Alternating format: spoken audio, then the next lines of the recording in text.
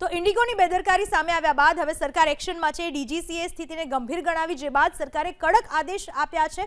આ આદેશની જો વાત કરવામાં આવે, ડીજીસીએના અધિકારીઓને ઇન્ડિગોના ઓપરેશનલ કંટ્રોલ સેન્ટરો પર તૈનાત કરવામાં આવશે। આ પ્રકારના આદેશ સરકારે કર્યા છે।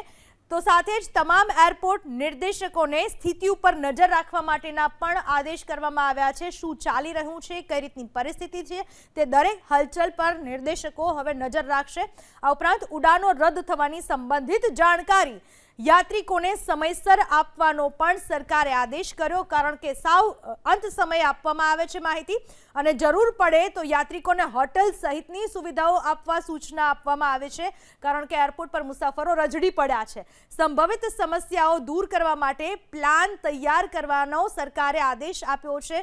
ઇન્ડિગો કંપનીને આ પ્રકારે કામ કરવાની રહેશે। એરલાઇન્સ પાસે ક્રૂ મેમ્બર્સની ભરતીનો રોડમેપ પણ માંગ્યો કે તમારી પાસે કેટલા એમ્પ્લોય છે અને જો ઘટે છે તો એમ્પ્લોયની સત્વરે નિમણૂક કરો। રોસ્ટર અને ટ્રેનિંગ સિસ્ટમને તુરંત સુધારવા માટેની પણ સરકારે સૂચના આપી દીધી છે। મુસાફરોને હાલાકી ના પડવી જોઈએ। દર 15 દિવસે પ્રોગ્રેસ રિપોર્ટ સોંપવા માટે પણ સરકારે આદેશ કર્યા છે અને આ આદેશનું પાલન કંપનીએ કરવાનું રહેશે। એફડીટીએલના નિયમોમાં છૂટ માંગવા પર વિસ્તૃત પ્રસ્તાવ મોકલવાની પણ વાત સરકારે કરી છે। આ ઉપરાંત હાલની સ્થિતિમાં ફ્લાઇટના ભાડામાં વધારો ન કરવા ખાસ નિર્દેશ કરવામાં આવ્યા છે, કારણ કે જે રીતની સ્થિતિ ચાલી રહી છે, મુસાફરો હેરાન થઈ રહ્યા છે, તેને જોતા અત્યારે ભાડામાં બિલકુલ વધારો ન કરવો જોઈએ।